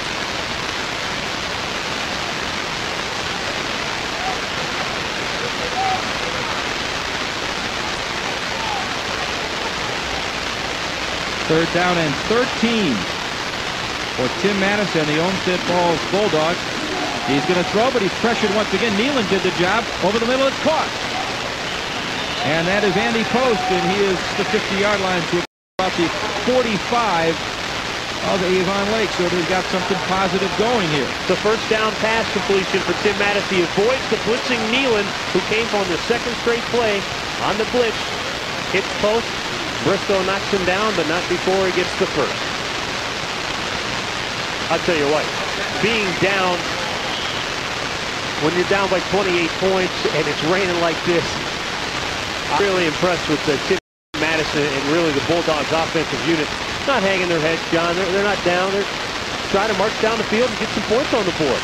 He's 3 of 7 for 56 yards. This is unbelievable. Clock is moving, the wind's picked up. I think we've got a monsoon here in Lakewood. Tim Mattis, the QB, giving it to Timmy Radigan. Keeps legs churning. Hit by a whole bunch of folks, including Josh Shanker, the senior at 6'3", 215 pounds. Tim Radigan really having to work for everything he's got. And I notice his helmet, he does wear that shell on the outside to protect his head. And I'm sure with as much of a workload that he gets, and especially in a play like that, it does come in handy. He suffered a concussion in the Westlake game, which was the second to last game of the regular season. For the North Olmsted game, he did it, I guess, for that extra apparatus. Very smart to have it. Here he comes against got the football. Ball's loose.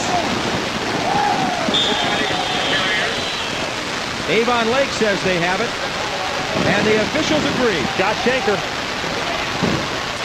He's had a big game for Avon Lake blocking offensively. Here he comes up with the loose pigskin. Far too many turnovers to satisfy anybody on that Olmsted Falls coaching staff. 6-2 the ratio there. 6 turnovers for Olmsted Falls and Avon Lake. It's just a pair, but more fittingly, several of those turnovers were directly resulting in scores. 2 interception returns for scores, and another one on that pickup of the fumble that ended right before the half. It was really a key play in this game. So Avon Lake's got the ball. Jeff Breeze, boy, there's a surprise, huh? He's got the football, and he continues to run along. That should just about do it here at the end of the third quarter of play in a football contest that has, because of turnovers, turned out to be very one-sided at this point. It's 34-6. That is the score as we end the third quarter of play here at Lakewood. Olmsted Falls has a lot of work to do in the fourth quarter. Avon Lake's got the lead, and we'll be back in the fourth quarter in a minute.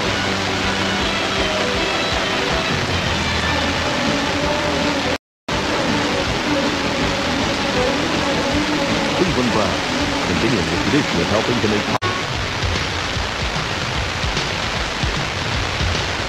Welcome back here. It's 34-6, Avon Lake, fourth quarter. In the first round of the playoffs here on Channel 25, Umbrella's the order of the night. And Avon Lake's offense continuing to move field. You know, 5 times this season they've scored 40 points or more, and they just may well be on their way to that once again tonight. You know, I was looking earlier tonight, John. The first 3 games Avon Lake played this year, they outscored the opposition 138-0. I mean, they came out of the gate really rolling. They beat Midview, Cleveland Central Catholic, and Lorraine Admiral King shut out all three of them. That's continuing to do the job as they move up and down the field, and also being encouraged somewhat by the recovery of those turnovers, those interceptions, what have you. It's really made things difficult for Olmsted.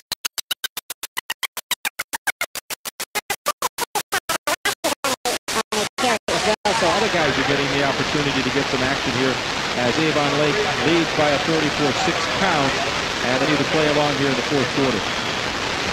Of course, awaiting the winner of this game, Kenston or Revere. Those two teams squaring off tonight. Kenston, what a season they had, really coming on at the end of the season, beating Chardon to win the conference. There's 39 Rogers once again. He gets the call.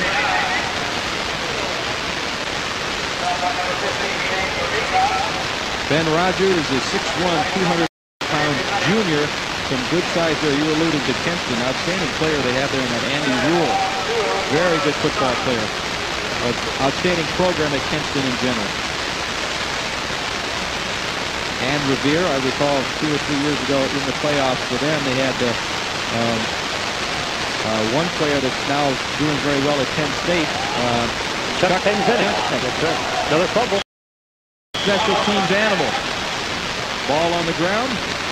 Avon Lake maintaining possession there. Yeah. If I recall, John, Revere played for the state championship a couple of years ago. Penzenik, the leader of that crew, running back. He had huge plays in the Rose Bowl. That's right. Chuck Penzenik, and I've seen him as recent as last week against Northwestern, being a special teams animal, breaking up things, recovering fumbles, doing all kinds of stuff. The whistle's blowing. The far end, by the way, in the north side of the stadium, an ambulance is making its way here into the area.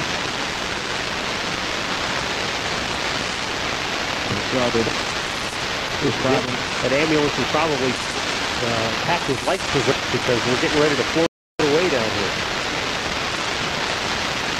9:46 to go, 34-6.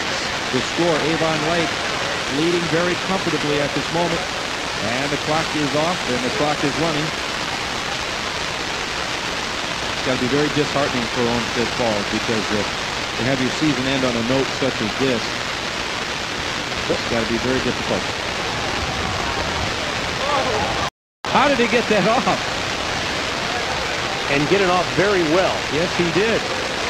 Look at that. Let's give... With the wind the way it's blowing, they can watch that... little body English there and what have you. That was Dave Horton trying to push the ball down to about the 1-yard line. Brian, a bad piece of Poltrone there. Yeah. Brian Poltrone. How he got that away. With a man draped all over him. Bad snap. Picks it up. Wallop. Oh, it looked like Post. Was that Andy Post that hit him hard? Yes. Oh, and he got a 46-yard punt out of the deal. It is Avon Lake's night.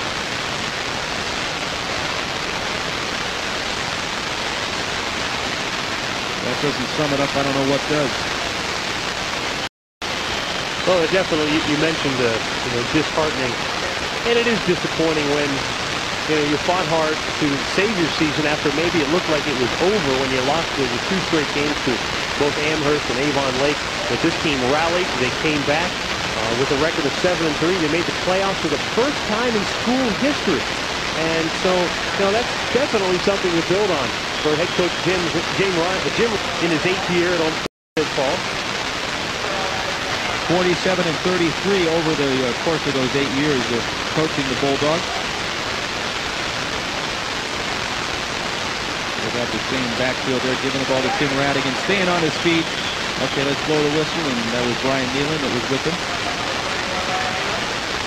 Also, Brian Jika there. There is Jim Ryan on the screen there.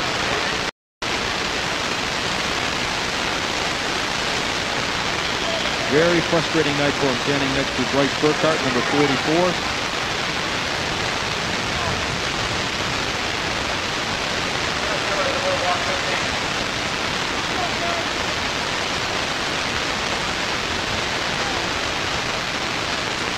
Radigan, left side.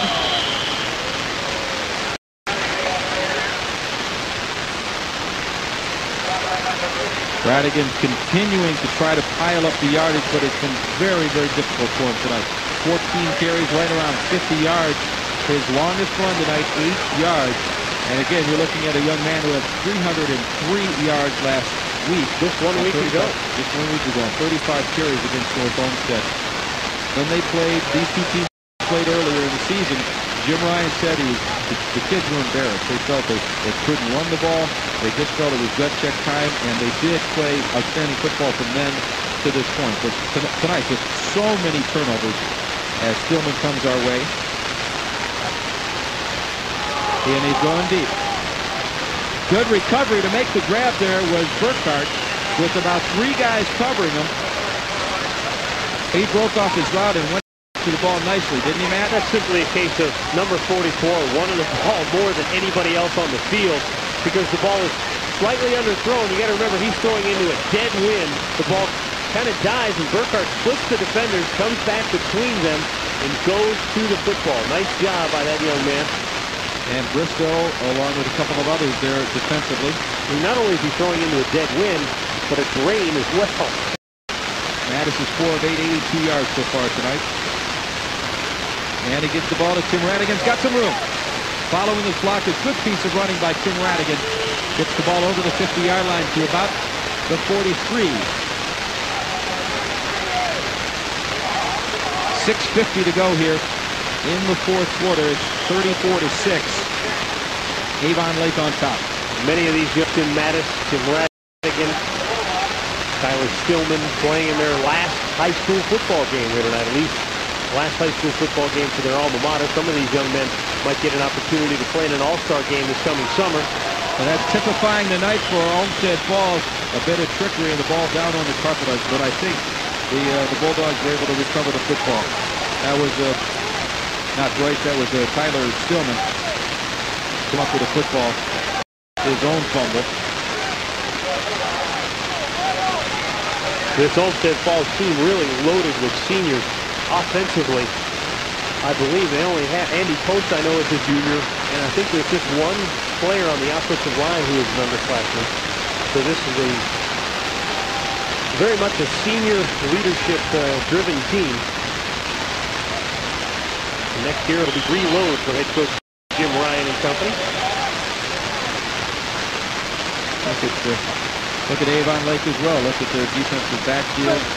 All but Hilly, along with linebackers in the defensive backfield. All but Hilly are seniors, and on the defensive line, 2 juniors.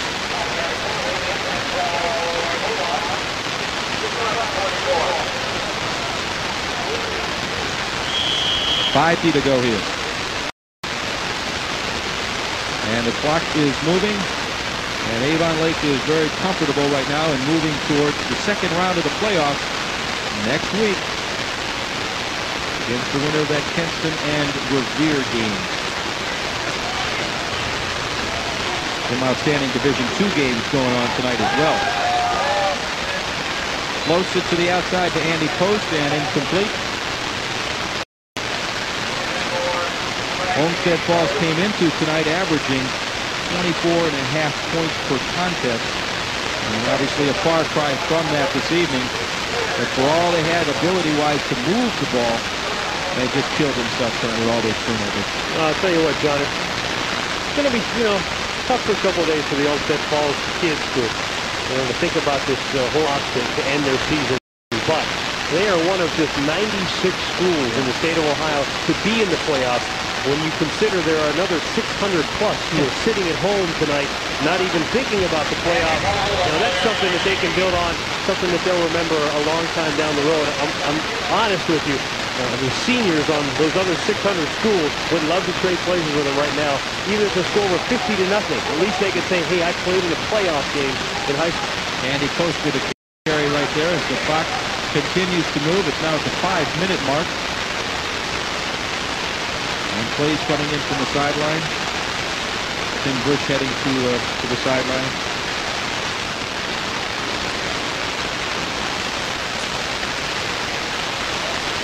some impromptu ways to stay dry tonight here at Lakewood Stadium. It's 4th down and 5. And Mattis is going to throw. Got time to throw over the middle. Sails on him a bit, but nice grab. But it's knocked away at the last moment. Nearly caught there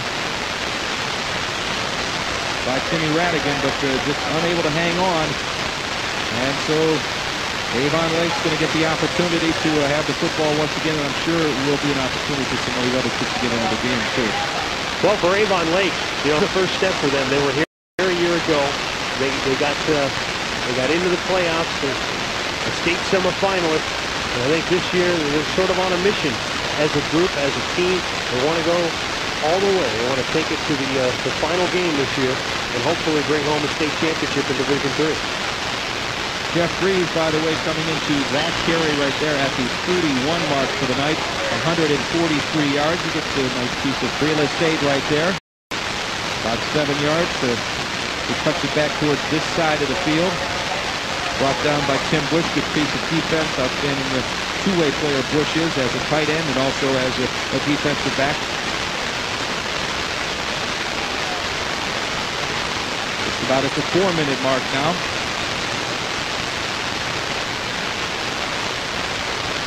'39 is Rogers.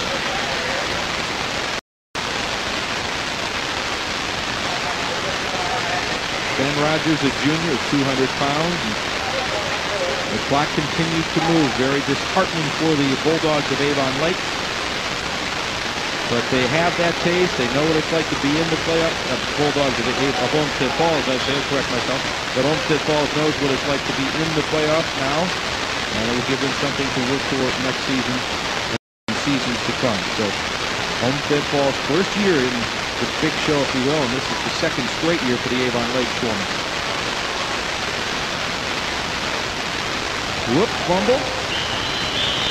And it looks like Petties was able to recover the ball as he was swallowed by Jason Frederick and a host Olmsted Falls defenders. John, a little banged up there. He's coming to the sideline, or excuse me, sir. No, that won't hurt. That won't hurt tomorrow morning. Bulldogs head coach Jim Ryan will start turning his attention to baseball pretty soon, where the Bulldogs baseball team has won the Southwestern Conference crown the last 3 years in a row. Understand that. They are loaded again. Radigan's an outstanding baseball player, I understand. Ball on the turf, but swallowed up by Tyler Stillman. And so Olmsted Falls takes over at 2:28 to go here in the 4th quarter on a night where things simply got away from them. Very difficult for them to take this situation. The ambulance taking away someone. I hope the situation isn't severe from our stadium. And don't forget, at the conclusion tonight, we're going to have those great high school football marching bands. So stay tuned here to Channel 25 for that. It's always a great show.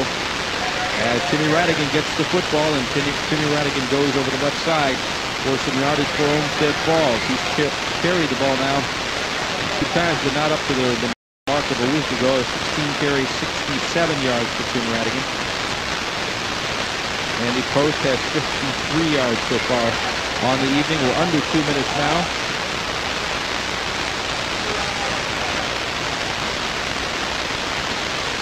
I want you to stay tuned to Channel 25 throughout the week to find out exactly what game we will be doing. We're doing either Division II or Division III regional final as continue along the tournament trail. High school football playoffs 1995. The pass broken up and intercepted. But Josh Schenker has just had an outstanding game tonight. Not only blocking, but defensively he used to recover the fumble. He's now intercepted a pass. 7 TOs tonight, 7 turnovers on the part of Olmsted Falls, and Schenker blocked 3 passes earlier this season. There's his first pick of the year. Great job for him. Heads up play. Now Avon Lake will run out the clock, I'm sure.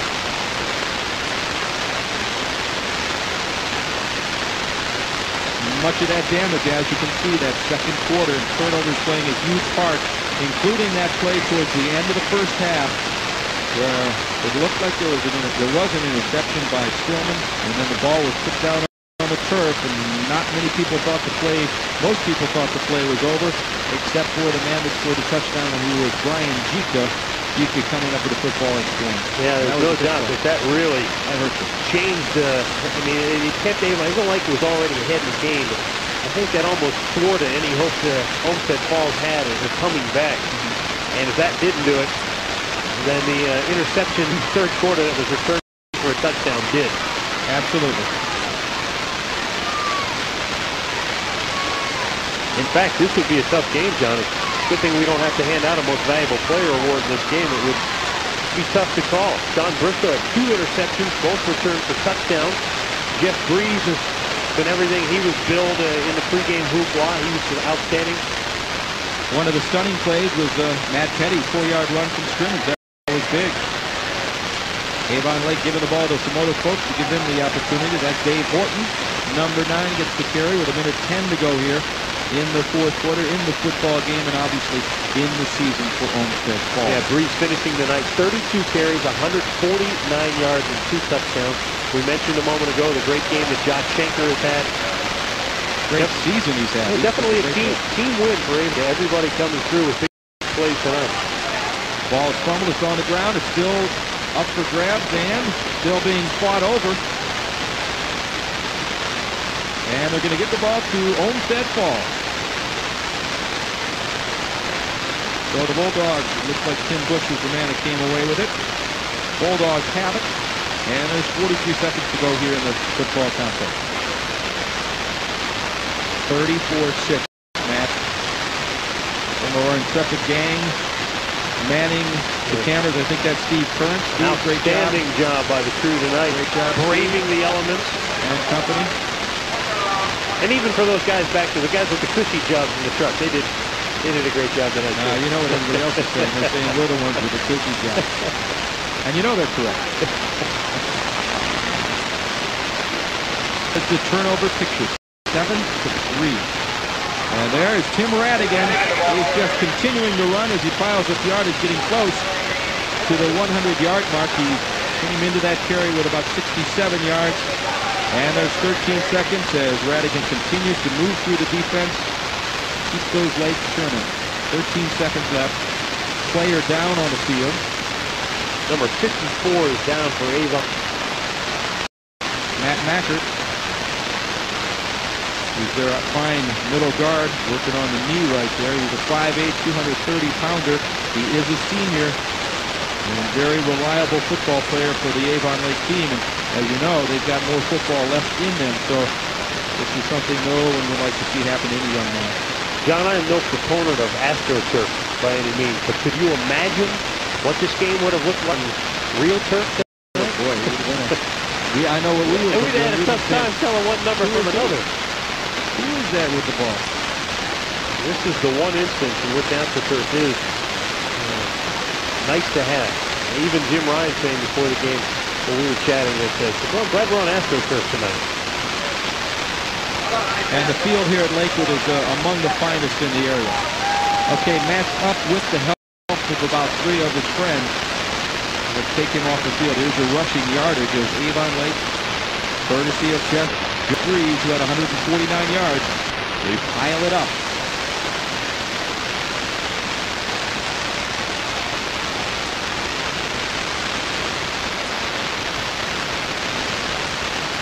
Do an emergency job on him because I know they'd like to see him play football next week. He's an invaluable member of this football team. A lot of the folks have filed out of here now. Olmsted Falls won't even run a play here. They'll let the clock run out.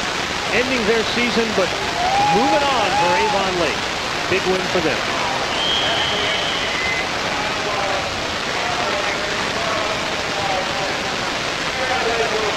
So Olmsted Falls season is over. They finished the year at 7-4. 2 of those losses came against the Avon Lake Shoremen. The Shoremen, the playoff veterans that they are under Coach Dave DeLugas, continue along the trail. They go to the second round as they win impressively 34-6